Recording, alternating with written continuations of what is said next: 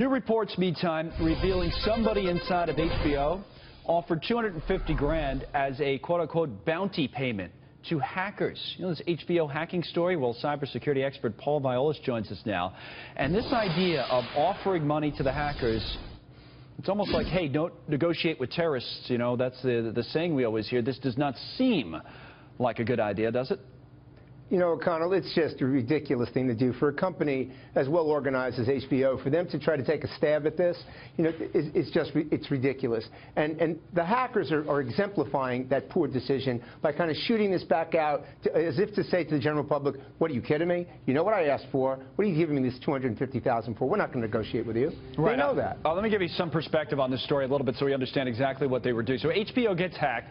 These hackers, whoever the hackers are, they reportedly want like $6 million, something right. in that neighborhood. Right. Somebody at HBO, an employee there, says, we'll give you 250 grand for this bug bounty program, they call it. So right. they bring in tech professionals, part of this program, and they pay them to find vulnerabilities. So they say they were just trying to buy themselves some time. Is any of that maybe legitimate? Is that you have to do something if you're one of these companies, or no? You know what, Connell, I just shake my head when I hear that. You are not going to break into the encryption that this group has to lock down HBO.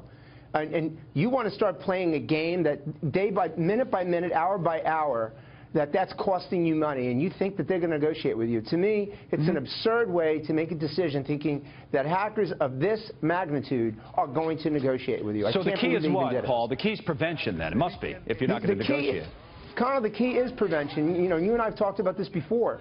This obviously came from an inside job. There's multiple points of access. In all likelihood, it was an advanced phishing campaign, and preemptive training to employees on identifying emails to open and those not to open is paramount. It's inexpensive. It makes sense. It can avoid this. Most companies simply don't do it. That's their point of entry. But don't you only need one? I mean, like, say you have... you know, most big companies have thousands, tens of thousands of employees, right? I mean, you just need one person kind of half paying attention, don't you, to get is that all these guys need to get in with these phishing emails? Exactly, Colin. That's the point. Once they get in, they go horizontal, which is called island hopping. So they get a point of access, and then it spreads throughout the organization. You can prevent this, though. Employees can be taught the red flags of, that email doesn't look right, I need to challenge that email, as if to say, you sent me an email, I'm not sure if it came from Connell. I'll either call you or text you and say, hey, did you just shoot me an email? Now, if you verify, fine, but if you don't, I never open it. Consequently, I won't expose to contamination to my system. Yeah, usually the address is something ridiculous anyway. If you just hold your mouse over it, it's something that, you know, it's not a real email address. You can tell right away. But, again, people are busy. Sometimes they click on something they should have. It only takes one. So you're right, Paul. Keep them out.